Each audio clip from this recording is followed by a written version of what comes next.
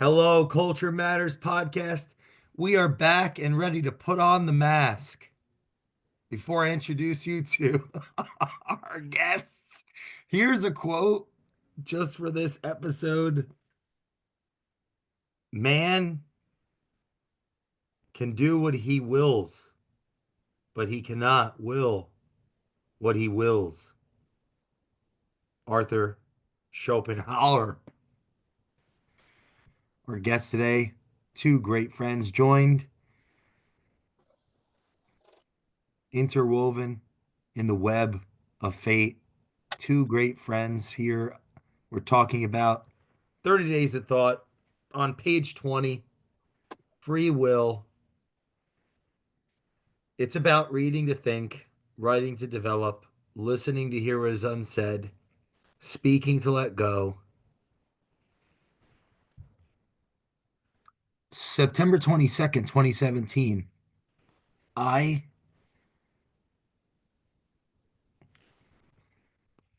I essentially got run over by this ATV. Mm-hmm. I was in the passenger seat and good old Billy, turned left quickly. Um, if if I judged by the outcome, I wouldn't, I guess I'd have my view on why would be different, but I don't believe it was intentional. And I kind of woke up from I call it like a TD, a temporal distortion, and this car is on me, half-ton ATV. And what I remember was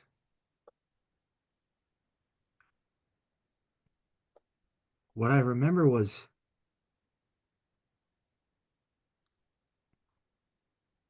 I remember looking at this stump that was like right in front of my head.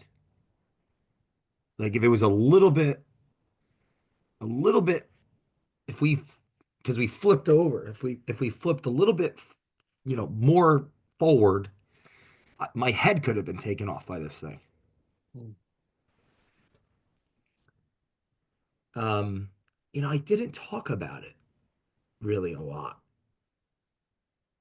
Some people know.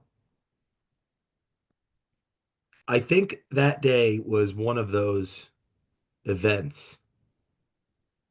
The prognosis for those that have no idea what I'm talking about after, being medevaced to one hospital was that I would never use my arm again, my right arm.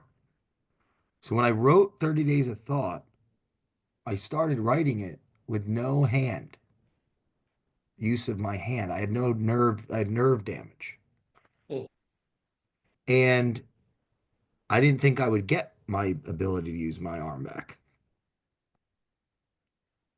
And I was and my estrogen must have been insanely high because I had just become clean of overly abusing anabolic steroids for about 8 years. Total, either a total coincidence or there's a percentage of the audience that are praying right now. So a tremendous amount, I believe, estrogen spike, writing this book that I think attributed to the hyperbole and the prose.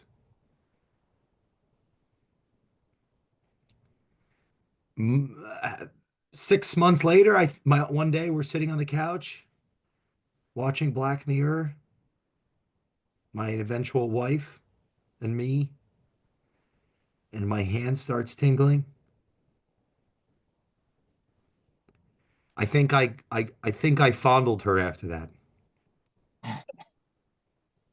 and that It's a might good have use of free become will. It's a it good use of leveled free will. up. Man can do what he wants, what he will. Wait, man can do what he wills, but not will what he wills. What was that quote? Yeah, that's it. Mhm. That's the one. I don't, something came over me this morning. I wanted to try to share the story. I need to talk about it more. I feel that I do to get back parts of me that I lost along the way. Did you really lose them, or are you just unaware of them at this time? I, I, you know, can I, is this Who Wants to Be a Millionaire? Can I phone a friend? For our listeners, I'm joined with the one and only Fobby Naghmi and Nathan Merril, and we are here. It's 30 Days of Thought. We're on page 20 and 21, and we're exploring the abyss and less be, what is it? Less be careful when fighting with monsters, or you gaze long Yeah. enough into the abyss gazes back into you. So for all of you listening, give us a chance to earn your favor. I Um, always wonder, Jay, when we say we lost something, we don't really lose it. I mean, Nathan, help me out here, but I mean, we don't really lose things. We either stop using it or we're no longer aware of it. But it's still within us at any point. What do you think, Nathan? Um, well, we're talking about the complexities of personality development, really. And I think that we take for granted that our personalities become cemented into the historical record at arbitrary milestones, you know. But the fact of the matter is we live our lives chronologically, and there are psychological milestones that will be part of the record every step of the way. And Mm, so I think maybe whether it's a reframing, it's development, it's a shedding. None of it is not part of who you are. All of it is part of who you are. You know, you think in terms of um, engineering, not engineering, but fabrication. There's additive processes and there's reductive processes. You can strip material away, and the material that's stripped away is of the essence. It is of what that thing is or was or will become, or there's additive processes where new material is injected. um and so really we're defining what the thing is. How do we define the thing itself? So I don't know, I all of it's integrated. I think the neat thing is that the human need to define. Right. And I know, Jay, a few weeks ago, I heard one of your podcasts and you were talking about labeling. here, And, go. and, and I was like, I know I'm jumping around, but Yeah, the let's need, jump the away. need, the need to define and label is such a human need because it brings upon a certain amount of certainty. Hmm. Like I know I'm in Springfield, Virginia. I am certain of that because it's been labeled Springfield, Virginia. Yeah, where the hell are you? Like, in the grand scheme of things, like, where are you? Yeah, But I'm if I in ask somebody else that maybe that recognizes this area from 400 years ago, it might have been labeled something else for them, for the Native Americans. And so Yeah. it's just the way we label things. And so was the land lost or was the land relabeled, Jay? And that really is so. That's why I really believe we don't really lose anything. In therapy, people talk about, well, I did old behavior today. Well, it's not old behavior if you just did it today. It's your behavior, It's today's behavior. Yes. right? But I haven't done it for 7 years. Yeah, yeah, but you did it today. Hence, it's no longer old. Old behavior is something we stopped doing. So we don't really Yeah. lose anything. Yeah, it's all within this it seems to be compulsive human behavior, and probably connected with the development of our prefrontal cortex. We're model making organisms. And so one of the mechanisms that we've developed with language, and we have a complex linguistic arsenal, but everything is language, really. Why is a cardinal red? you know um those sorts of things. These are signals within reality, and all that these signals are is they're linguistic identifiers. And Hmm. so they're sensory identifiers, and it's not just humans that do this. Now, we are obsessed with ourselves because it's what we are. But if you look at what nature is doing, it is linguistically, it is symbologically identifying its components so that the other parts of itself can interact in a patterned or ordered way, maybe. Well, think about even what Jay wrote on free will. He writes the cage lion. So immediately everybody who reads sees the lion inside of a cage. Mm. So if we didn't have that predetermined, linguistic labeling, Jay would have first have to express to us what a cage looks like, and then what a lion looks like before he ever, and so the Mm. actual book would be just talk about the cage lion only. Hmm. So it's interesting, but I think it's perception. I mean, I think your free will talks about perception. I think your accident is about perception. The people witnessing the accident, the person in the SUV, the people inside your car, everybody has a different perception. The doctor So, who actually took care of you has a different perception because you might have been the fourth patient for him that day. And he's like, "Oh my God, I gotta go home. My kid's birthday party today." Like, no, no, sorry, you got this emergency coming in on a medevac. So it's like perceptions and how we perceive things is so crucial. so will is Bobby, almost, would you mind? Nathan, what were you going to say? Go ahead. well, I was going to say will is almost, it's the observation, it's the awareness of constraint. So I think it's important to first understand what will is, though, right, Nathan? For me, at least. Like I had to understand what will was, and for me, it came down to just my purest thought. well, I'm And when you think equating, about, I'm saying what you were saying, that yeah, observation, that perception, there's there's always the pre, there's always the the the awareness of the box. There's always the capacity to become aware of environment. There's the capacity to mm, become aware of the ways in which we are constrained. And yeah, at each level of awareness, all that really will be discovered is new entanglement. And so at each level of awareness, it's only the discovery of the box. But that level of awareness, it's a thing that goes deeper or farther each time. And that seems to be the thing that we have freedom in. There seems to be no restraint in our ability to go into perception, into observation, into awareness of what it is to be a biological creature, what it is to be a cognitive creature, what it is to be a creature in general. But none of that, it like I said, it's this counterintuitive notion. It's an ironic thing. You're not actually discovering where it is you are freely manipulating anything. You're freely discovering over time the ways in which your context and environment is only the manipulation of interconnected dynamics, really. I love the way Nathan speaks, man. There's a thing inside me that just gets happy when I hear him. What do you think Why? it is? Because Please tell me why. you say things that express it so clearly that you know what I mean? I can see it and it makes sense. Yeah, well, thank you. I am actually curious as to why, because I don't understand it like at all. Yeah. It's a So strange thing. sometimes we don't have to understand it. Well, yes, but I'm trying to exercise my free will. I'm trying to understand Think my about it, man. When biological. the lion actually figures out that he's inside of a cage, his awareness, that moment of realizing, oh shit, I thought I was king of the free world. I'm just inside Right. this like 10 by 10 cage, you know what I mean?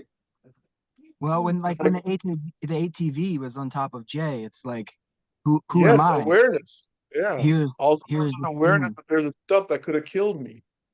Hmm. Now, here's a cool thing, Jay. You could take that awareness and get morbid about it, or you could take that awareness and become grateful. And then two different roads that we take.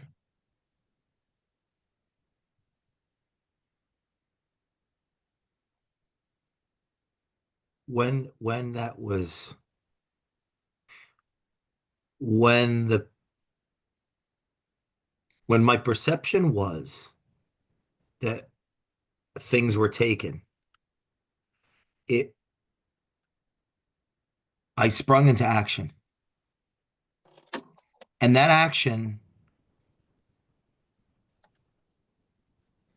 was dramatically, starkly greater by orders of magnitude than the action prior. The action prior, the action and actions towards the goal.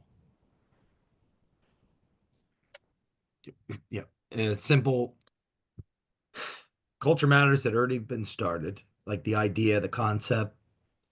I was putting myself out there to proclaim that God is dead and we have killed him and there's not enough water to wash away the blood. But I was failing.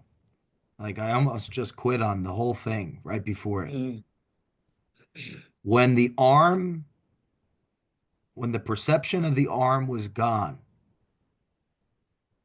I remember distinctly coming to a conclusion that it's not what I think I need, it's what I want. And I didn't need my arm to make culture matter, to make the business successful, to start eating, to to to get the word out.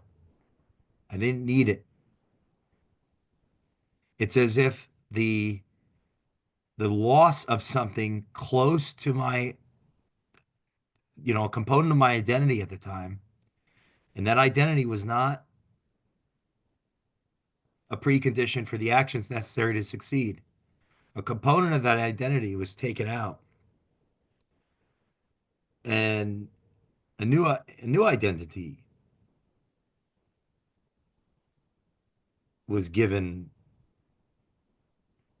an opportunity to blossom. I used it to my advantage. I had no choice. There was no one. I had put myself in a position where there was nothing and no one to fall back on. We could be here another couple hours on that. Mm. The mistakes even that became blessings, and that if we're gonna, there was no, ultimately my ability to respond, my response ability had a relationship with the accountability of the environment. But I think about this a lot. What about me led me to not quit, but to actually, and I would even be dramatic about it, start working, like really working. In the absence of that accountability, like my identity was not held to account at the degree necessary it needed to, at the level of intensity for me to go out and strive and thrive. When that was taken, it was like taking all the air out of the room. I was forced to get to work. I went to more meetings. I did more speaking. I asked for more business. I remember joking and sliding the contract across the table with my hand that was a gimp hand. Like, I'm going to use this. There were people that were following my journey online. Hmm. And they told me later, we hired you because we saw you get like crushed and not quit. Now, how much of it is me trying to not accept it? How much of me trying to, so where I'm going with this is, I think there are things that Nathan alluded to it earlier, people, events, influences throughout my life, milestones that blessed me with in the book. I mean, I was self-educating up to that point for years. I had been under pressure in different environment, entrepreneurial environments under pressure. I had been, probably the best of me was shaped under pressure, and the worst of me blossomed in the absence of pressure. But like, I don't want to, I did this. Like, I just now, how, is that me just not accepting what I have accomplished? Is that me pacifying it? Or is that me over intellectualizing it? But something about me was so entitled before and not and not responding to the environment not making Mm, the business work, not selling enough, not asking enough, not making it happen. And something about me after I was actually put down a few notches and made worse, responded to the environment, responded. mm. they But it helped me out here. I mean, I need to explore it personally. But there's got to be something helpful for people listening. It's like if I don't share my testimony too, I think for a long time I didn't want to talk about it because I didn't. It's my insecurity. I want to be taken as a professional so badly for what I could think I could I think bring. awareness creates liberation. Okay. And once I'm aware of something, then I'm free because now I can choose, right? So you were aware that this I've been doing X and whatever reason, maybe not making you happy or not as productive, and then you came out of it and you were able to almost use that experience of a car crash as your liberation to where you are today. Well, like I was in survival mode. Well, that's liberating though. See, I mean, survival mode is liberating. Some people don't have survival mode and they would just collapse. so these are I would So, say these are sorry, Fabi. no, go ahead, bud. Well, I was going to say that a lot of these feel like layers of psychological development. Your I, your model of yourself, as you perceived yourself as an independent agent in the world, it had intrinsic value to you that was based on your historical record, what you had experienced in your life to that point. And so Mm, the weight that you put on your place in the world was very internally weighted. And so there's a verse in the Bible that says the old are not always wise. And the juxtaposition to that would be in general, the old are wise. And the thing that imparts wisdom to those who are elderly is the abundance of their experience. And so the experiences are the things not necessarily they we do them, but they are done to us. There's no one thing that you do that is not simultaneously done to you. The things that you do are the things that are done, and they're done in an environment in which you are embedded. You are embedded in the environment. So the things which you do are done, not just externally, but internally to you. And so you had a psychological model of the self that was internally weighted. It was very heavily leaning upon your intrinsic individuation. And then there are external factors. There are things that happen to you. And now you're forced to reckon with the transgression of your will. Something comes along and it strips from you the accuracy of your model, right? And so now you have these questions like, well, what is it about me? What is it about what happened? My Like we my could take right arm quite literally became from about 11 years old until right before that. My right yeah. arm in So particularly actually it was quite literally based on my like adolescence. Like we used to right. arm wrestle. I was the guy that my right arm specifically raised me in the dominance hierarchy as a child, Well, whereas I was an outlier and like a weird, doing this type of shit. it's a funny symbolism too. So go ahead, but like just to bring some, Well, you there know, there's so breath. there's two things I'll say about that. There's biblical symbolism there with the right arm, right? So we have metaphor. It's funny that you would integrate so heavily physically your right arm, but the right arm Well, wait, biologically, let me just add this. At 11 years old, I went to the Models with Barbara, who raised me, episode 242 for anyone that cares. And we only had enough money to buy one dumbbell of each weight.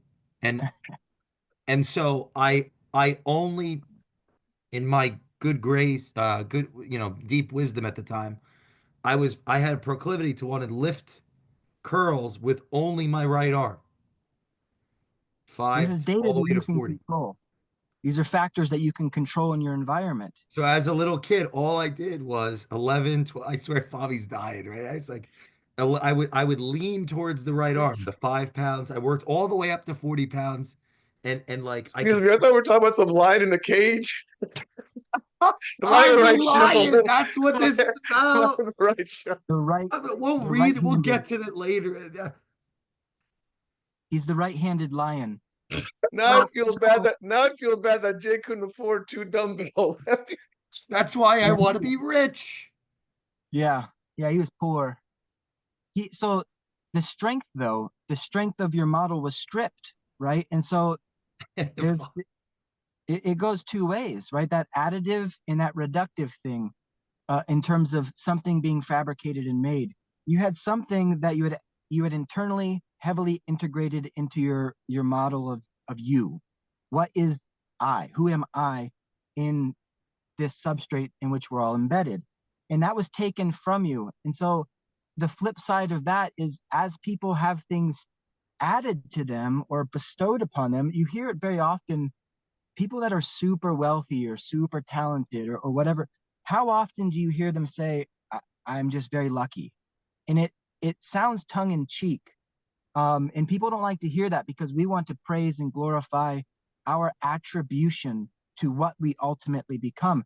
But the attribution is such a small, just small factor to what one individual instantiation of a human being could become. And so I think, actually, I like when I hear someone say that they've been very, very lucky, because to me it pays homage to the the infinite factors that we can't really track in terms of model making concerning the self. Um, and then the other thing I was going to say is that perception of you was stripped through external forces that you had no control over. So there's a transgression of your perception of will. But all of your perceptions of will are integrated with your environment.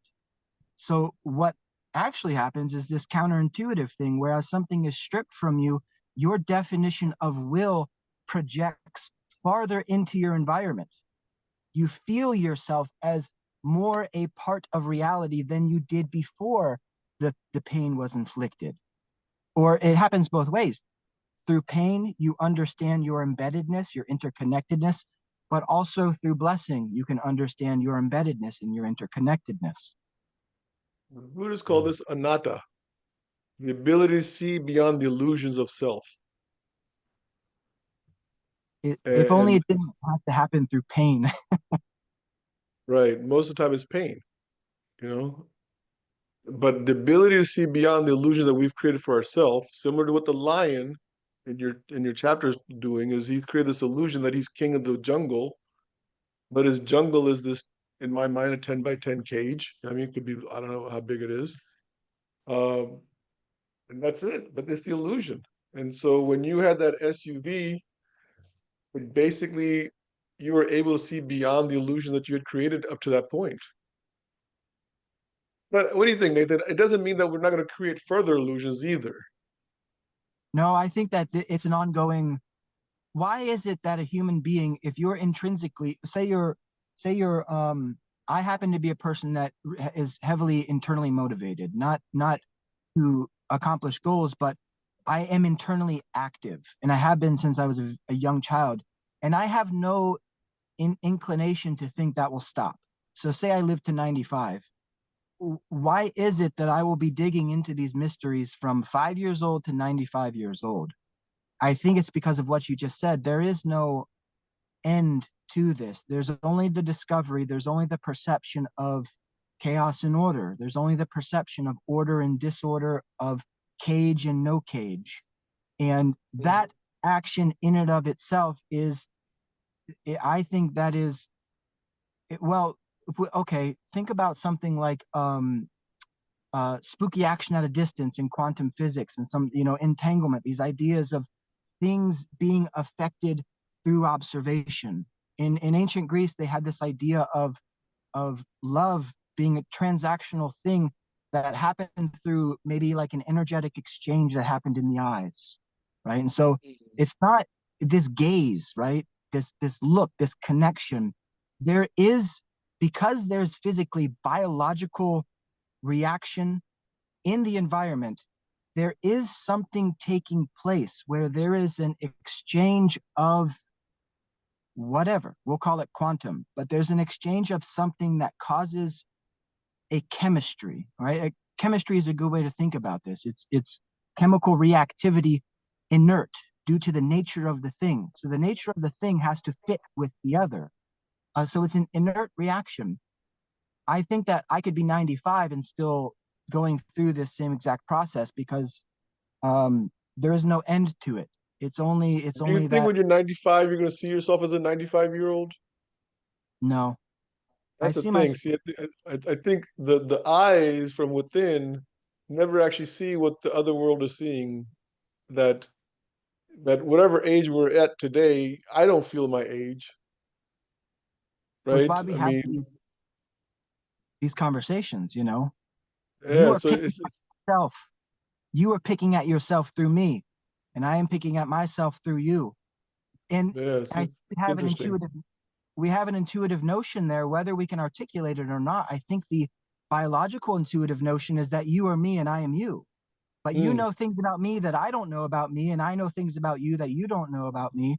But the truth is can I see that and not see it as you being separate from me, but see it as, well, what are you showing me? What am I Yeah. showing me about me through you? Jay, you know Ray Beefus, right? Do you know Ray The Beefus? So he says the Calvinist. greatest thing. He says, no one knows everything. We just know a little bit.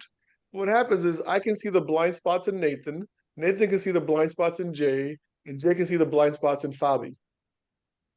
And if we all just kind of communicate with one another, we'll all get through this life. Because those are blind spots that I'm unaware of. And it's by creating this community within us that we're able to actually get through this life. I think that's the big difference between being self and being part of something different community. I've had a real tussle with the idea, the concept of blind spot as of recent, and Why? I'm not sure why. Mm. I mean, do you think that you're immune from blind spots? No, I'm not sure if the concept of blind spot is a consequence of the inversion of the self, as a Yeah. consequence of the loss of our collective identity, e.g., culture. Like what? Okay, what relationship? Meaning, and just because we're saying something doesn't mean we're wrong. We're just using words that might not even be the right vessels to transport the the concept. So I want to. I don't believe I'm attempting to counter uh, what you mentioned. Ray's point was it's more of this. What it the so I my question that I want to pose to us as it relates to the lion in the cage and how to navigate if I understand you guys correctly, the inevitable the inevitability of being wrapped up. Like I visualize the lion in the cage, and somehow the cage door is left open. It goes Mm. out, and now, oh, I was in a cage and I'm free. And however, it hasn't explored the new cage with more foliage enough to see that there are bars there too, and so, and then okay, it gets out of that, and then there's another one, and that's kind of how I'm interpreting your guys' explanation of free will and Well, there's another. individuality. There's a like a Jonathan Pageau. It's like a fractal. You use the word fractal all the time, Mm. fractalization about it, I guess. But my question is, what's the relationship between knowledge and awareness? Well, no, knowledge is the thing which kickstarts the cycle. Like, not knowledge is the abstracted notion. Knowledge, because what we're saying about cages is a notion. It's a concept, and so there's the awareness that we're using a concept, and you can become a prisoner to that concept. And so knowledge is the thing the concept interacting with the substrate is the thing which patterns the whole, right? And so you're pointing at, we're saying there's this cycle of recognition, freedom through recognition of restraint, and you're looking at that relationship, the whole thing, and trying to understand, well, what the impetus being knowledge, how is knowledge the impetus? And I think that is what I was saying earlier about what reality itself is doing. Like the Like I universe, want to it, throw this out. I feel like I'm trying to catch up to I have a desire to catch up with the people that know what's going on at the limits of what we could know or do know of what's going on. That's nothing. why I'm reading. Yeah. I'm trying to educate. I'm trying to get in rooms I Yeah. otherwise either wouldn't be able to get in. Maybe I'm not invited in, or I don't have the resources to get in, or the Maybe it's penetration when of you the. stop searching, you'll find it. Because too often it's like you're going so fast that the not that something is trying to tell you something, but you're not hearing it. That happened in my life. That I was trying to find the answers, and all I had to do was actually sit still and be quiet, and then the answers found me. Rather than seeking it, it was came to me. The other thing I was really thinking of is knowledge is transmitted in multiple ways. So there's conversations, there's books, movies, whatever, podcast. And I'm wondering is the thought that I had is awareness is something that I do by myself, where I become aware that I'm inside of a cage, where I become aware that the door is open, where I become aware that when I went outside that gate that was open, I was once again limited again by the fence that was around the carnival. I envisioned this lion in a carnival. I don't know why. So this limitation also came over again, but that's awareness. The lion may not have the knowledge to actually go out the gate, though, since he's never been taught. Well, and then what relationship does the bar's pliability have with lies? What do you mean? Well, I Explain that can a little bit better. manipulate my environment as a as a as an agent of will. I can manipulate my environment with my words. I can manipulate Sure. my environment with my silence. I can start, and then there's like I can start the domino effect of that, but then also get swept in it. It's a Like, and discovery I process. observe this in power. I observe this in boardrooms. I observe this as a student, as an advisor of business. Things, they happen more and more and more in a vacuum as a consequence of the dynamics of power. Uh, So I'm just adding another element here to the we have knowledge, uh, uh, we have knowledge, we have how would you articulate this?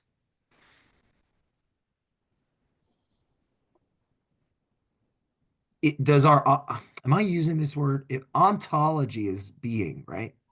Study of being, Hmm. It's the our nature of ontology. being.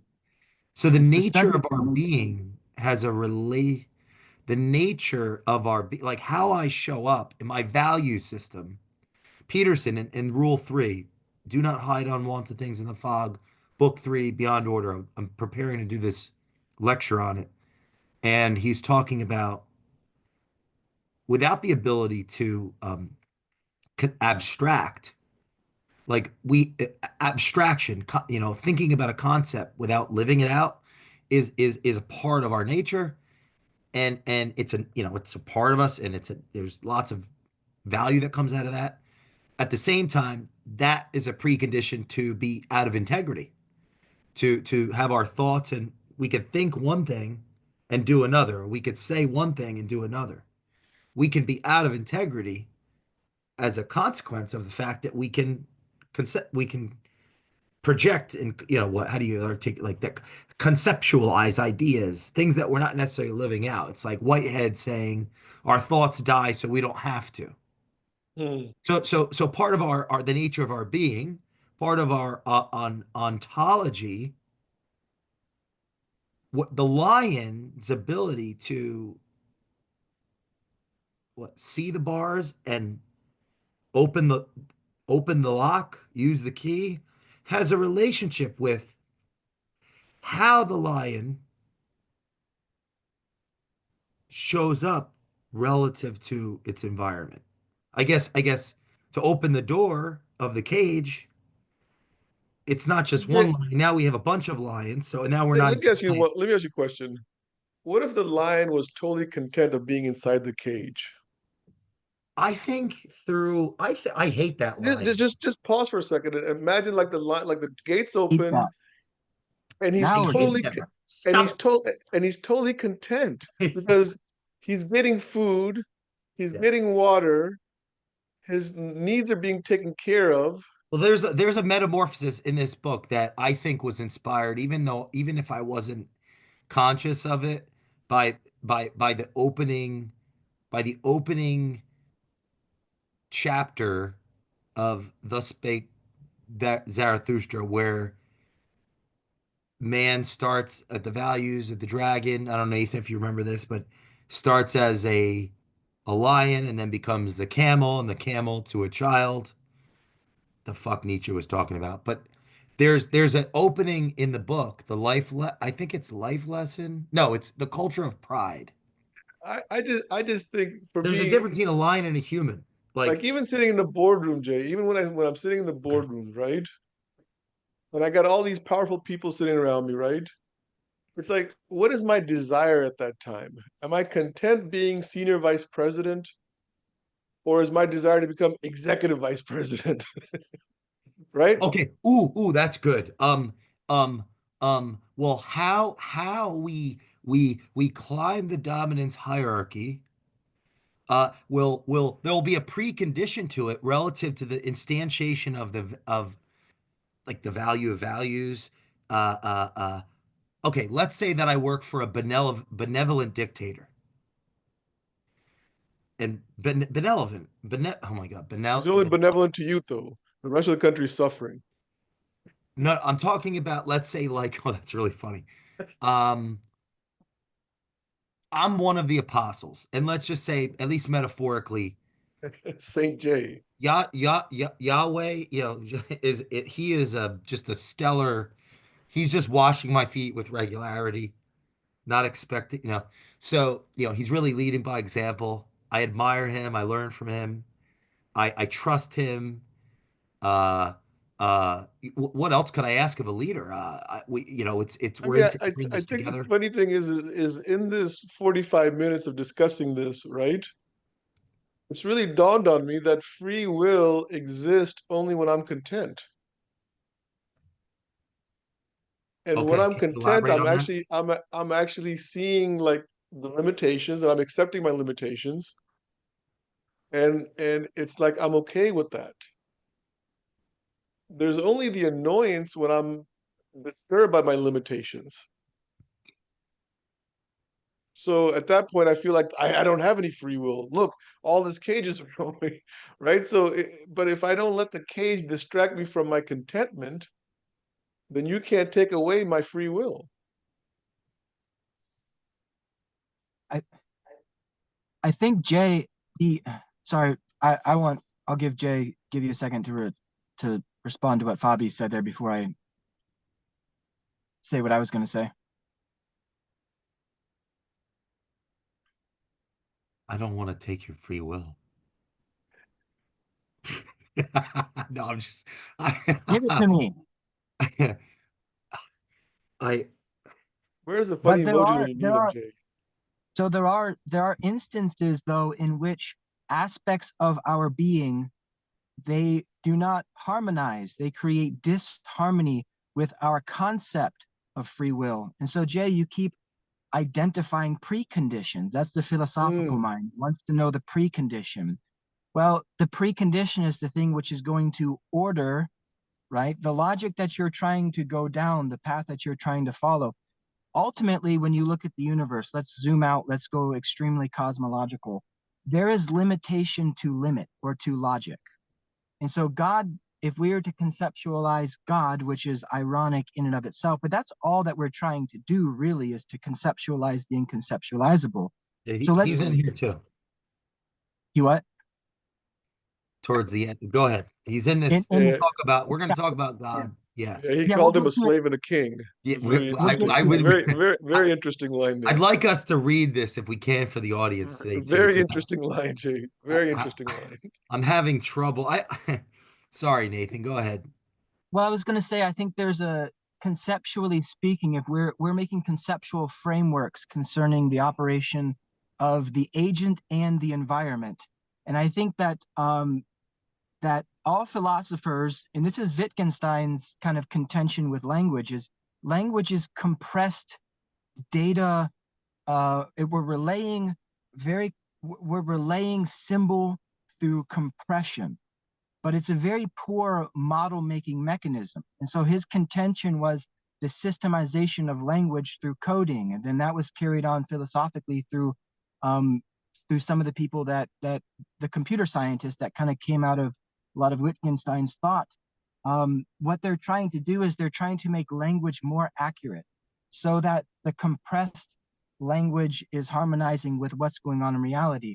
Well, the thing about that is it's like in mathematics, you have who's the mathematician who put forward the notions of the limits of mathematics. I don't Uh, know. you know who I'm talking about. The name slips me currently. Um, but basically, there are proofs to prove that there is no ultimate proof, right? And language is the same thing. In order for linguistic models to represent and order all of chaos, it would require one-to-one mapping. And so that sort of energetic mapping would require a parallel simulation of reality that is the exact same thing as reality, right? So we have, because our human instantiation is one, you're one human being. It seems to me like our psychological tendency when it comes to ordering reality is reductive. It's not something that is necessarily as, it cannot be inclusive.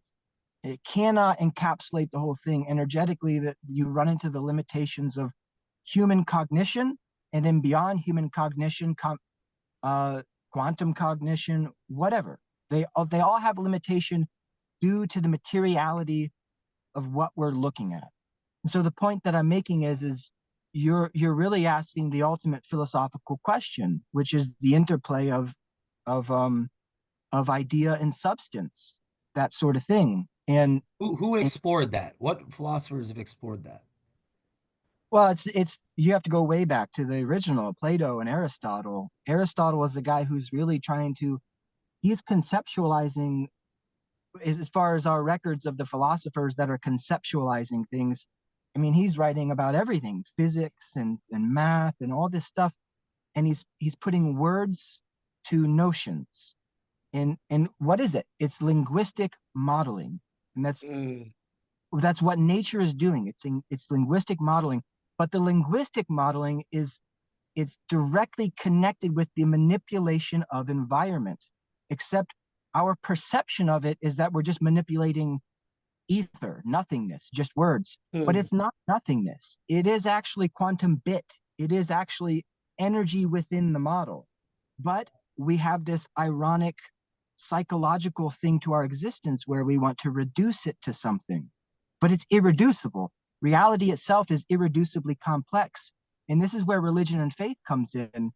The answer that you want to your question has no answer that reality itself can render, because reality itself is the answer. There is no rendering of the answer. The thing is the answer.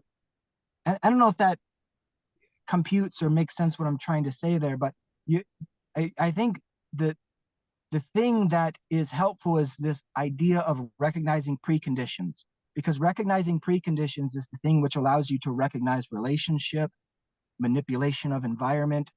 an individual's projection Nathan, into is environment. preconditions the same as our core beliefs? Core beliefs, I think, are things that they're the stories we tell ourselves about what our preconditions are. But I think many of our preconditions are only experienced through living, through the experience Hmm. that is life. Our preconditions, I Glad you think, did a are podcast on core beliefs and agreements, Yeah, yeah, that's good. and where core beliefs is kind of like what I believe about myself, and then the agreements is the actual manifestation of the core belief. it's funny So if because I think I can't sing, then my physical act is when someone says, "Hey, Fab, will you sing?" I say, "Oh, no, no, no, I just play bass guitar." Because that's an agreement I made with myself because I don't want the world to laugh at me. yeah. So those labels we have to because of our limitation. We it's arbitrary and we act like it's sacred. Our oath, the oaths that we take, we treat as sacred because the oaths that we take are actually defined at the bounds of logic. And so there's a leap of faith into an oath. And Hmm. it's sort of a collective contract that we have, that humanity all just kind of operates and lives by. But there are all sorts of preconditions there. So And that's the interesting. Is your lion, by the way, has this belief that he's king of the jungle? But what if he had a negative belief? What if he really was king of the jungle, but he thought he was living in a cage?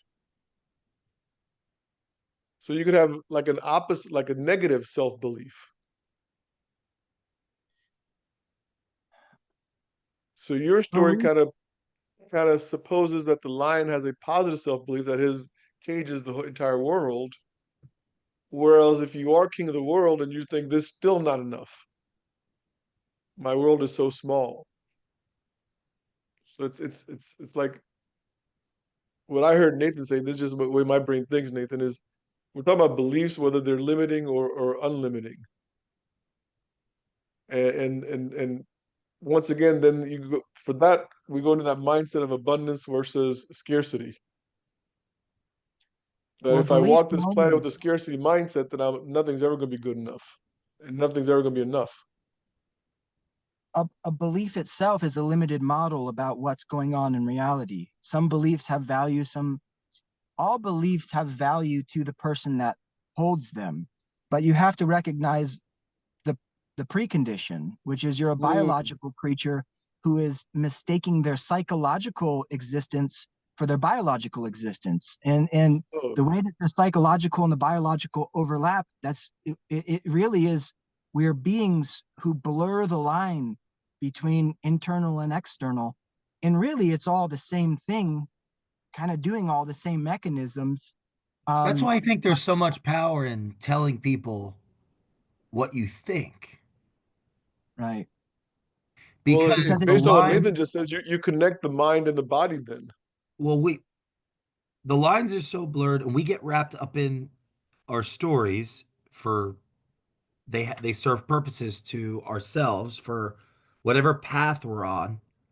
Ultimately, whatever subjectivities involved in that path, whatever rationalizations and contentments and stories that we're using to fulfill our subjective rationale around, our pursuit of happiness, there's still this nature, this chaos, this disorder, this right. disharmony that's a constant because we're in survival and we're in our so there's this guy that everyone makes fun of on online talking about his mind palace.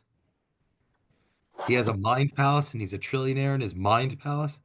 It's just really funny to think about that. Like we have our is mind that like palaces. Will Smith's kid who wore a castle to the Grammys the other day? Like in my mind palace.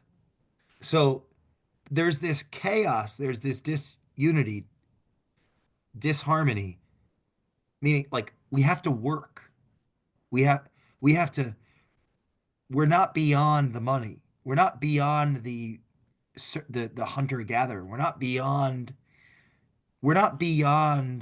our self is so inextricably linked with other selves as a consequence of the economic conditions or preconditions of our societies. And the question Like, is are those economic preconditions emergent biological forces, or are these economic preconditions emergent philosophical forces? Now, see, what I think we it's, ooh, I think, well, what do you think? I think that we would I want to hear Nathan sell tiles to his clients. Because I I want to know I when he shows them a tile, he's going to talk about preconditions and stuff on why they're choosing a Dude, tile. I thought we would need less time because it's going to be less people today. This is such a, I don't want to end. I I don't mean, want to, Nathan's mind is just so amazing. It's just like I agree. I got to get him on my podcast. You know what I mean? Because Oh, you haven't done that already? It's a I mistake. haven't. Well, we've been booked solid. This is crazy right now. Well, congratulations. really Like, I wish I could find simpler ways to distillate really the core of what I personally, we're talking about core beliefs. If I take the time, and I think also because psychologically our species is there's no way for me to get around the thought that individuation is cannibalism ultimately, but that cannibalism is a biological manifestation of awareness in the environment.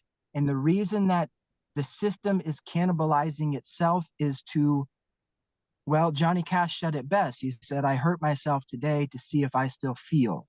So the hmm, system itself, I would say, is a system that is bounded. Like, how far back can our scientific and mathematical knowledge of the universe go? We can only model so far before, well, actually, if we're going to be really individuated in our thinking, you can only personally model to the limits of your own cognitive ability. And beyond that, you're stepping into a realm of faith, whether you recognize it or not. But say hmm. collectively, we have accurate mathematical models, they will only take us to blackness. That's it. There's a finitude and there's a bounded nature to our existence that renders it as cannibalistic. And I think that the only harmonious way of living is to maintain a faith that there would be the optimistic side of that. Like the value of the individuation, even though it's cannibalistic, ultimately is that it can leave you with a life sustaining faith. Because I think the goal of life is the what's the word I'm looking for? The perpetuation of life is the goal of life. And philosophy in science, any conceptual notion is only going to take you to a ledge that you ultimately have to jump off of. Mm, Everyone does. There's no way around it. mm, And mm. faith has no real in the universe. Faith, I think, is the only concept that has no realness to it. Any realness or any definition to what that thing could be would put it within the boundedness of the thing itself. I think. I don't actually know. I think the terms get really gray there. In my mind, it becomes difficult to go past that. I think whenever you bring up the word faith, the word fear comes in also. Because when you get to that ledge that you're talking about, the jumping point, right? Fear says, "Don't do that, Fob. You're gonna die." And so do I walk back from the ledge then and remain in a state of something that is not fully developed, uh, fully cycled, fully vetted, whatever you want to call that, right? But there is this fear of jumping off this metaphorical Dr. ledge. Peterson goes at lengths, that's part of his thesis, voluntary suffering, the voluntary suffering would be a precondition of meaning. It's Yeah, exposure therapy. yeah. And I think Kierkegaard talks about life. It's not, I have a painting or whatever downstairs. Life is not a problem to be solved, but a reality to be experienced. His leap of faith, he's the one that at least I think was the one that first said the leap of faith. It's beyond reason. And, pick Well, mom. Carl White, you know Carl White from Morgan's Market Animals, said to me the greatest thing. He says, "Fear is peeing in my pants, and faith is doing what I got to do with wet pants on. And so, if we're going to Well, simplify this there's an whole, implicit courageous notion in that, Nathan. yeah, Would you? because no matter when you're doing anything courageous, or people say, "Oh my God, fear and faith can't be in the same topic or the same human being at the same time." It's like, no, if you most brave people are still going to be fearful. A person jumping off the ledge is still fearful, but it's almost like he wants to get to that next level. So yet jumping off the ledge is scary, and we have to override our fears. And that's Well, where also that point of faith comes in. yeah, well, so this is where the concept though, the simulation does ultimately break down though, because you will still die. And so all that these are is these are internal models to how a life should be lived. But And what we're Nathan, dying in the sense that you and I know that the biological organism is no right, longer able to move, right. So not that's on a, yeah. So well, so there would be the precondition is that fear, I think, ultimately is not something to be eradicated. It's something to be recognized in its uh cosmological place, well, right? every emotion is God given, as far as I believe. So I mean, that's what I believe, right? Is that everything that is given to me by God for a purpose. So there are healthy fears and there are unhealthy fears, right? So there's this fear that if I walk into a crowded street, the car driving at 80 miles an hour or 70 miles an hour can hit me. Now I have free will to do that, but the fear says, hey, the consequences may not be to your benefit. So do we want Yeah, to do that? well, it's a drive thing. We have biological drive. And so, what I was saying earlier about life being the point of life is most of your biological features are going to skew you toward a reactivity to fear that is positive concerning your individual existence because awareness is trying to maximize its ability to observe itself. I want to pick at your brain as long as I can, and you want to pick at my brain as long as I can, because the fragmented like nature of awareness, I, it's almost like the Big Bang was God blowing himself up so that he could examine all of the pieces, and we just happen to be, you know, a part of the Part of the piece. But pieces. Yeah. yeah, but all of it though, it all of it though See, is Nathan and I are going. now so connected I can finish his sentence for him. I In Yeah, want one to add hour, something to this though. So I have connected with Nathan on a much deeper level than I ever have. it's a hive mind. And I'll be communicating with you tonight, telepathically. Just be I aware. go to bed about 9:45, Nathan. I'm a very boring person. I'd like Okay. to try to attempt to extend a thought that's implicit throughout these excerpts. I've been trying to find the words for it.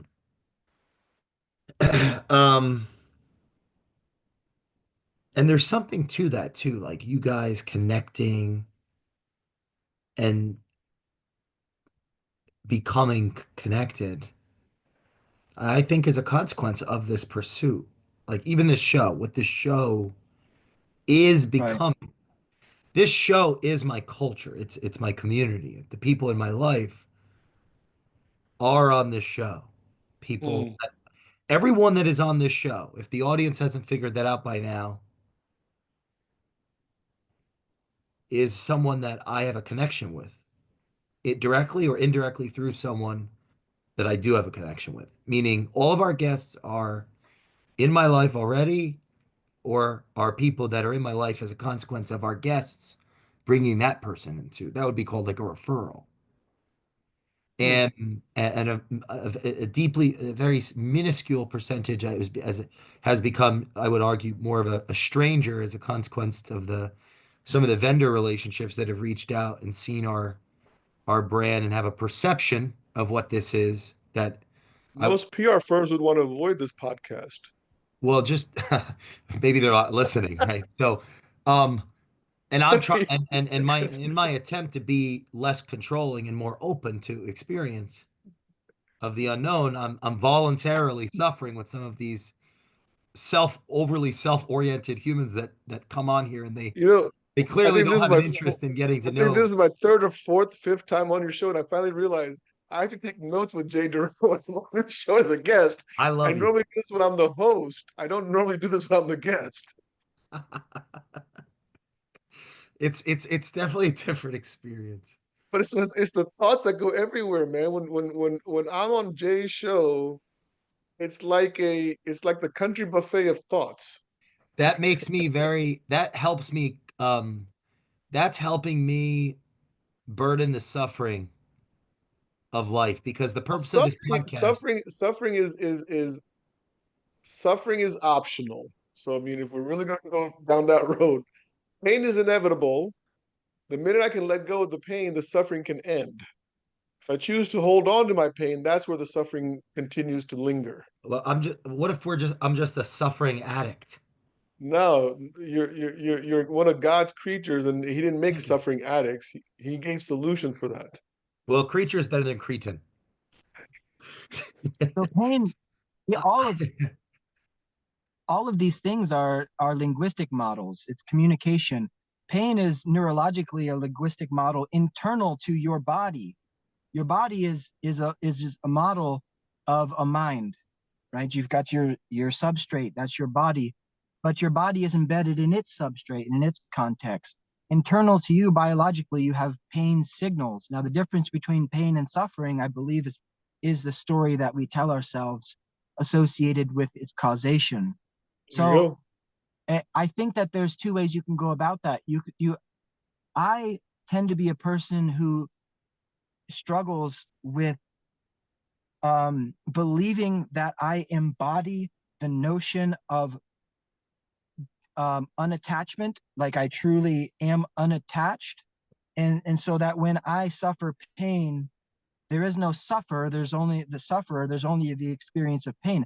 I like that idea, but the fact of the matter is the truth, the reality of it is, your model is only as good as like you show up when somebody is shoving, splinters up your nails. You know what I mean? The truth of that model has has a manifested nature when the rubber meets the road, if you will. You know, your buddy Brad Lee, when I talked to him that one time, you know what I mean, and I'd lost $3 million, right, of net worth, all gone, and so this was 2019, Uh, and I'd lost it in 2008. And Brad says, "Well, how much have you lost since then, holding on to that idea or something?" wow. And in like 1 second, the suffering that had been caused by the 2008 debacle was lifted So because then, I could Right. look at the 11 years and seen all the opportunities that I had missed because I was so afraid. And this is what Mark Twain was talking about, was that experience can sometimes be a liability. And so the experience that I had of the loss was holding me back for 11 years. It's a great anecdote for the purpose of this specific episode on free will. Mm-hmm. Because I I one think of it's the really notions I'm trying to scrape at here that you guys are helping clearly is I think it's on a spectrum relative. It's relative. It's on a spectrum. It's on a relative spectrum. And the true or the truth, like for example, let's change the context of that anecdote. Somebody that you don't know from Adam, for whatever reason, there's no respect. There's like contempt for your perception of the person. Hmm. Says the same thing. And because it's so true, psychologically, you beat them to a pulp until your hand doesn't even work anymore. I think that happens all the time. And so the deeper the truth, the heavier its cost The Right. honest liar, the person that's think honest in public but lies to I themselves. think for me there are no, and we've discussed this before, Jay. I don't believe there are absolute truths, at least in my world, because once you change my perception around, I may have a whole new truth.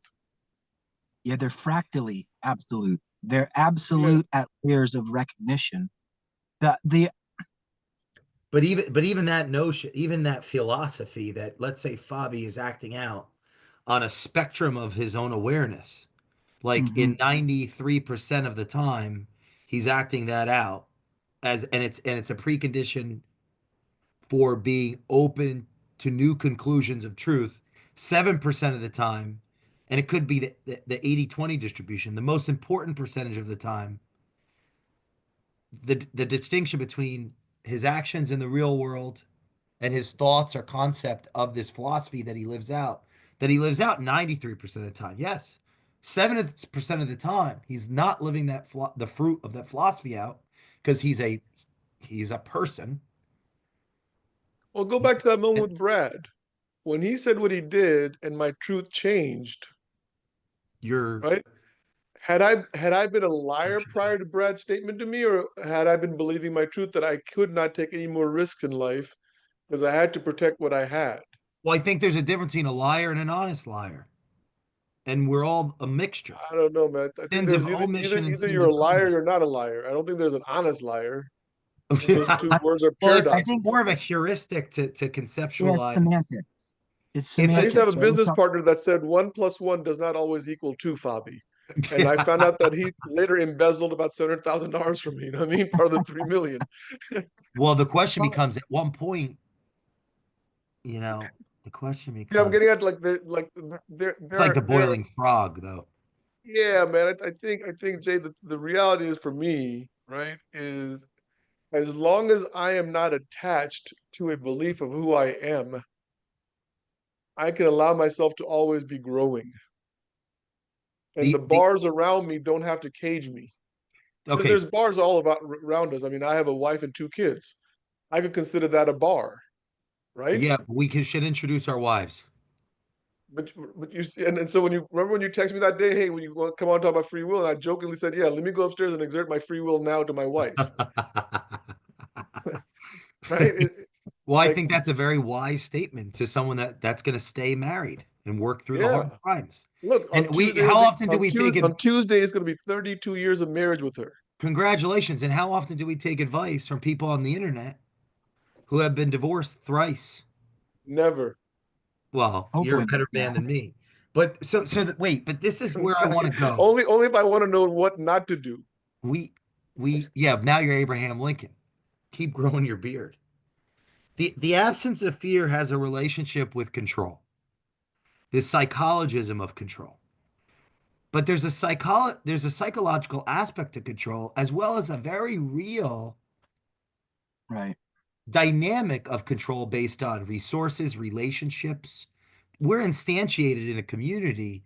We have we are a part of this world where we have basic needs that have to be met. Economic like food, water, shelter, Hmm. education, and it's competitive environment. It's nature. And we have to nurture our reputations, nurture our economic output, nurture all of that. So um, I just want to lay out a dichotomy here to explore. The absence of fear has a relationship with control. The recognition of fear and faith to proceed has a relationship with conscience.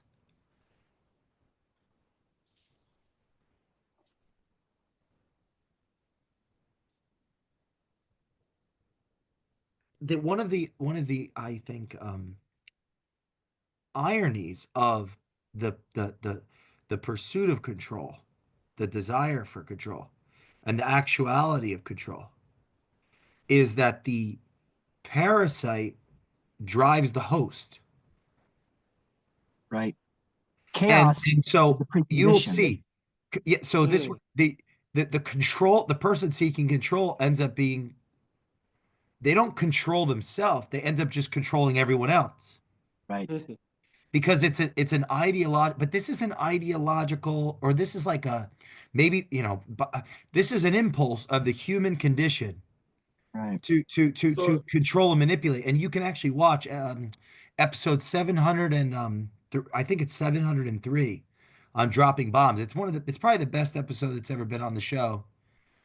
I'm in a disagreement with a loved one, and they're proving me right with their actions, and I'm proving them right with mine. So the disagreement is about control. Are we in control? And what yeah, does I that mean, think about mean? this. I mean, I think it was Confucius that said that the boat can't move without the water. Yeah, it's an Whereas, ontological relationship. yeah, where the boat thinks it's in control, it can go anywhere it wants, but But this without is where I'm water, it can't going. go anywhere. This is where I'm going with this. Our ability to be free, to transcend the biological and the environmental, add whatever precondition you want, has a relationship with that we and how we tell the truth Right. and embody truth. Because truth is like a anecdote or a cleanser, like the sushi, yellow sushi things you eat before you have the next sushi roll, like a palate cleanser, to this impulse for control. This You go to those impulse. fancy sushi places, Jay. I don't go to those fancy. I go to like the all-you-can-eat sushi bars. They don't give you that yellow thing. Well, truth though, like truth. So all of So this what do you though, think? all of it is pointing to the interconnectedness of all of these concepts because you've said multiple things. Originally, you said there's the 80-20 thing in regard and use the word importance. Well, once again, there, like we have to define, you were talking about the individual controlling, like he is actually the agent of chaos. And so when we're talking about import and unimportant things, um, those things, when you really dig into any of them, they become difficult to define. I mean, it's very counterintuitive that to say in a closed system, 80% is of this value and 20% is of this value, because the system itself is irreducibly complex. So the truth of all of it is that all abstract truth is only relative to the context in which it's defined. So precondition is everything. And not only that, all you mentioned these CEOs, and I said earlier that individuation is cannibalism ultimately, but the CEO, the leader of a corporation, I think that the way to circumvent that perhaps, or to embody the right way or mode of being, is not for him to religiously pursue his own actualization or his own individualization. I think that probably the more sacrificial mode of living is for him to adopt a larger identity. And so Mm. all of these conversations are so often wrapped up into the individual's mode of perception, and the identity is not large enough to take that level of empathy to a larger corporate level of empathy. But that larger corporate level of empathy is the willing adoption of pain and suffering and sacrifice. The reason that I say that in a closed system it's all ultimately cannibalistic is because we can't sit around and talk about losing notions of attachment, because that itself is the desire to lose desire. And so Mm. there's a counterintuitive, there's a catch to all of it. There's a kink to all of it, which is also why if there was an absolute truth to the utopian existence that or idea that there's a utopian existence for those who lose all desire, then why would the ultimate religious symbol be the full embodiment of suffering, the willingness to fully embody suffering collectively at the largest level of identification related to human beings? Now, think about this. The Bible also puts forth this notion that Christ didn't just die for humanity, but that he died for the cosmos itself. That is a deep philosophical notion, because that's pushing the limits of philosophy all the way to the end, where at the end of all of it, can only be suffering that we willingly take upon ourselves. So there's that intrinsic cannibalism to an agent which becomes self-aware. And Mm. we happen to be self-aware agents. I say self-aware because we have the example of how we define self-aware. I'm defining self-aware as the ways in which we can scientifically model it. There's 1,000 ways that you could define self-aware, but through observation, the ways in which we identify self-aware, it seems to me that that identification comes with it the implicit notion that if you do not find a meaning for which to sacrifice yourself, then you will become cannibalistic and tyrannical to others through your radical individualization.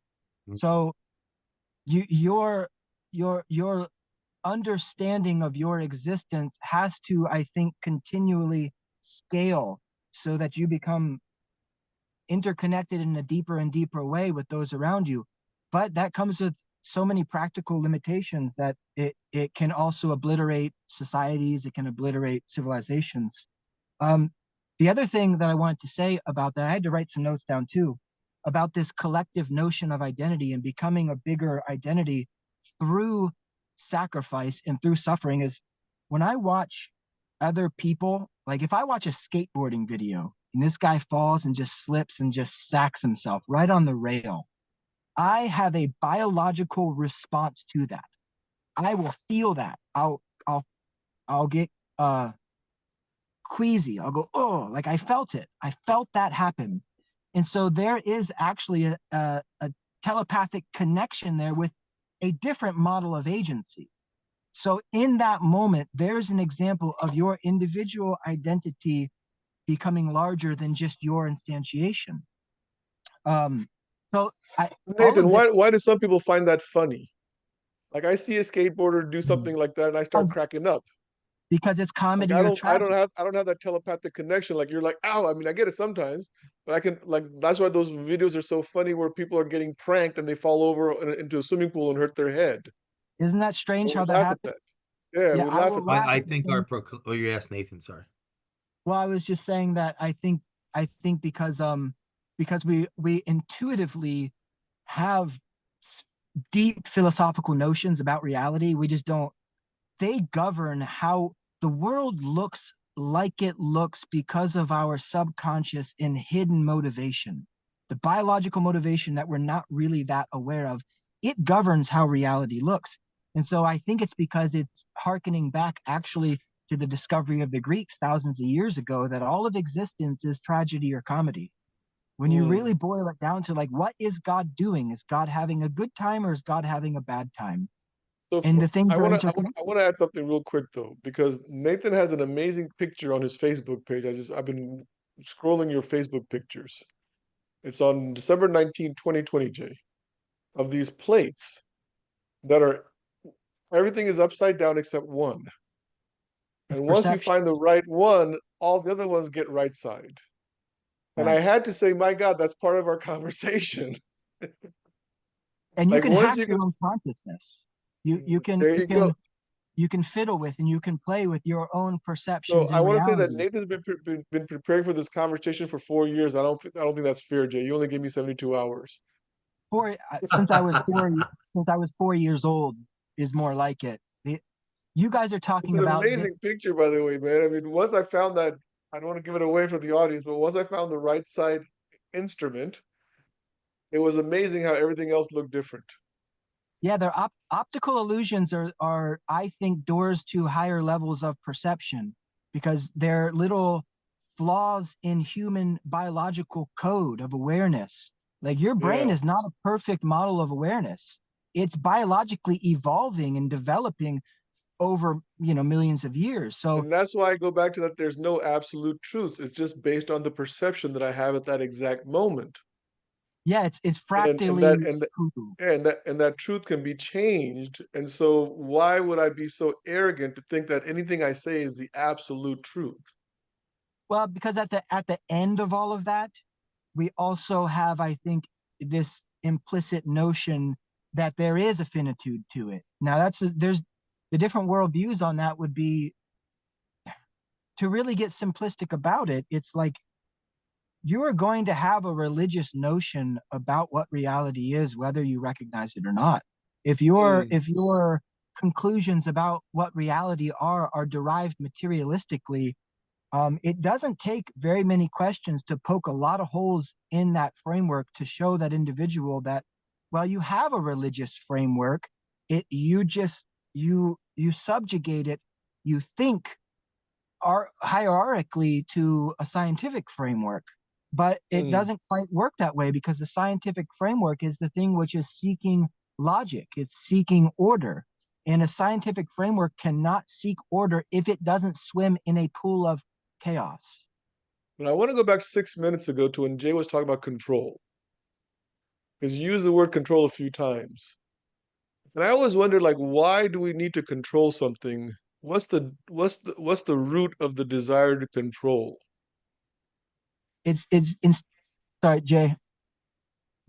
What is it? Well, I was What going is to your say that root what is your root desire to try to control something, Jay? You were talking about controlling, right? Control, and I wrote down this control. Why are we controlling? Like why it's why why are we trying to, I guess, by controlling, once again, I think we begin to limit other people, and we create these rules, whether we share those rules or not. Sometimes we create rules and never share the rule book with the people that we live with. And it can happen both ways. They can have their rules and never share with me. But it becomes this method of almost, I hate to put it this, but Well, like yeah, in a go ahead. relationship, it's almost like we want to erase the person that we fell in love with and create a new person, rather than allowing them to be the person we fell in love with to begin with. Isn't that what God did with Adam and Eve in the garden? He placed them I in don't know. utopia. I He, don't he know. I placed don't. them in utopia and then told them what they could or could not do. And when they did what they were not But he didn't. supposed to But he do, didn't change the rules on them, and he didn't create a rule book that was not. He said, "Don't eat that. Don't go near that tree, and don't eat that apple." He gave no, them but explicit rules. the rules themselves changed relative to Adam and Eve's modeling of reality. They became aware of something that they were previously unaware of. So, Yeah, and but if it's the funny, snake had never come up to Eve and said, "Hey, you got to check this apple out. God's been trying to withhold information from you." but ultimately it's a closed system. So who let the snake in the garden? Why is the Yeah, snake there? You know what? yeah, So that's the yeah. other, that 80-20 thing. It's like there's an That's a implicit, great question. That's a great question, Nathan. Why did God allow the snake to get in the garden anyway? well, So that means that we're allowing God to control our environment. it's a light and dark relational thing. And I think this is the deepest God is the philosophical. king and the slave. Yes, Well, yes, right. Well, that's what he was. He was born in a manger when he chose to manifest himself. I And, mean, and that's if you're a Christian. no, I'm just pointing at the symbolism, the Yeah. symbolism I think in the Christianity religion harmonizing. that would be accurate, but in other religions and philosophies, there's different meanings of God. Well, I think the symbols But harmonize with all world philosophies. It would be the same idea, perhaps, as like the Ouroboros, which is the kink in existence. It's the snake eating its own tail. I think the Mm. Christian symbolism is not doctrinally limited to like to. I understand what you're saying, but I actually think that these symbols are more powerful than that. I think that they do. Supposedly, when Buddha was on his deathbed, one of his disciples said, "You never told us how to get into heaven." And his response was, "That was never my job." Yeah, so there's a lot of Zen koans like that too, where a Zen monk will have this riddle or this poem for his disciples for their whole lives, and they never figure it out. And then right before he dies, he just like giggles, and then he's Right. gone. So Yeah. that's the Ouroboros. That's the kink of existence. And I think that the Christian symbolism is not trying to constrain perspective to a literal XYZ religious framework necessarily. I think it's more the Jordan Peterson thing, the Carl Jung thing, the Jonathan Pajot thing. these are symbols pointing to the interconnected relationship of chaos and order.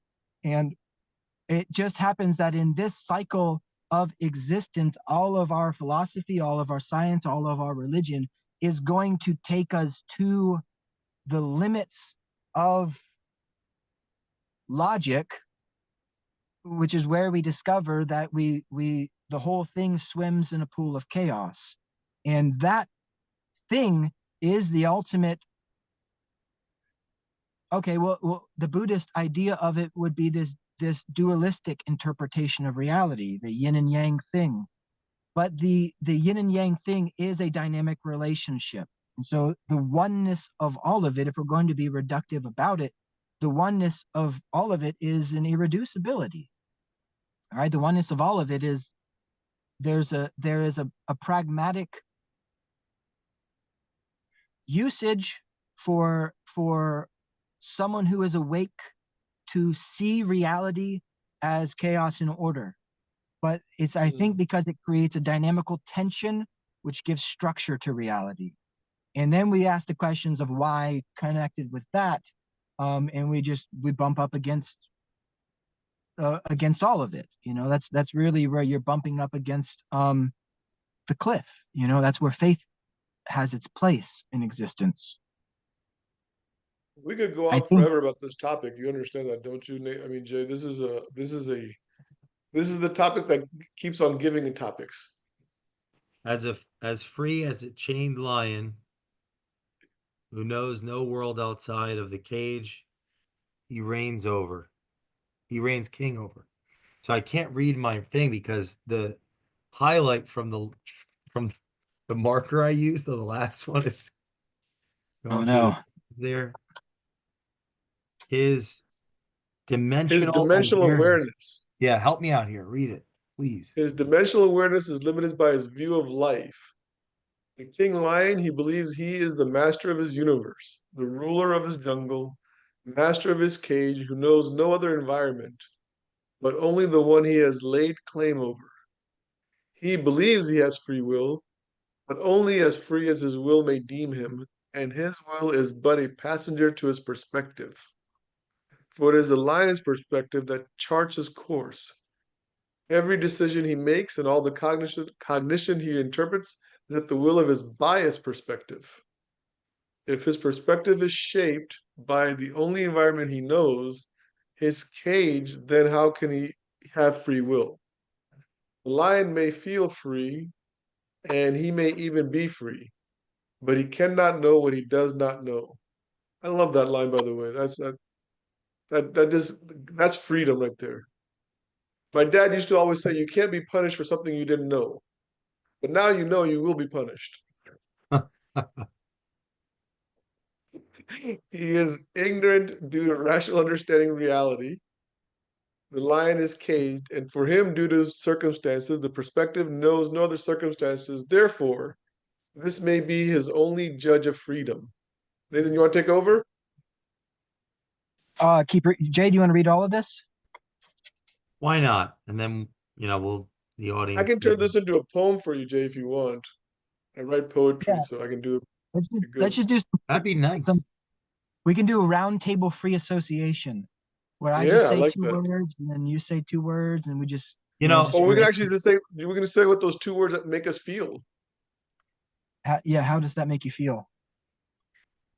You may keep reading, Jay? yeah, that's right. Okay. This lion, king of his only known jungle, this cage, with its bars so thin that they cannot even be seen by the naked eye, yet once noticed, they may not be unseen, for this is awareness. All the choices the lion makes and every freedom the lion acts upon seems to be that of his own accord. But who is it to say that our lions will not solely be shaped by perspective? This perspective driven by his probable circumstance. His genetics engage inside his caged environment. He knows no other view. His free thought is that of itself free, but who is to say so? After all, if every thought, idea, and action is the effect of this cause, the environment around this lion, then how can he truly be free? His biggest albatross may be his belief in freedom. In respect for his kingship, he is but a slave to his own belief of freedom, Mm. the perfect slave. An organism so enslaved, he is convinced he is the king of his jungle, when his jungle is solely an illusion of his mind, and our lion's mind is but a slave to the circumstances that surround it. How they become perceived is based on factors our lion cannot control. Our universe has a sick sense of humor. That's the Greek thing that I keep saying, tragedy or comedy. Um, One that thinks it is funny to perceive anyone of having free will when in reality it is determined by our environment. Our environment is just a statistical probability of rocks banging into other rocks to birth stars shining on other stars. Cycle of life goes on with or without free will. The perfect slave is God, a king, and a slave. The apparent hierarchy juxtaposes better or worse, uh, or free or not free. Therefore, that is a question never to be answered. However, let us create one together and be sure to write and speak what you believe, for that is the answer that matters. Mm. Guys, thanks for doing this today. I do want to repeat that, for that is the answer that matters. The purpose of us getting together is to exemplify what can come about for each of us as individuals from reading to think, writing to develop, listening to hear what is unsaid, listening to understand, just like we've done today on this. Like I've learned so much, had thoughts I never had. I feel better, and speak to let go. And I hope that the audience can take that away, that they have something to offer to themselves in the world. Whether in the end it's all for naught. Let's keep using our free will, whatever that means. If you're listening to this episode, I would challenge you to go through the Culture Matters podcast, type in Fobby Naghmi on the show. You're going to see many different episodes, different themes. They're all worth listening to. And the same with Nathan Merril. And we will see you. And just remember, my goal is for you to live vicariously through me. So don't do anything. Just keep listening to this show. We're listen. We got to get these numbers up, babies. Share this with a friend or an enemy. Vicariously. Oh, Fobby, what's your show called so they can listen to that? Yes, Laugh, Lend, and Eat on Spotify. I love going on the show, and I can't wait to see Nathan on there. And share this with Nathan will him have to a me. blast. We'll have to come up with special music for Nathan's intro, like we did for you, Jay. And we will see you next time in the Culture Matters podcast. Thanks, guys. Thank you.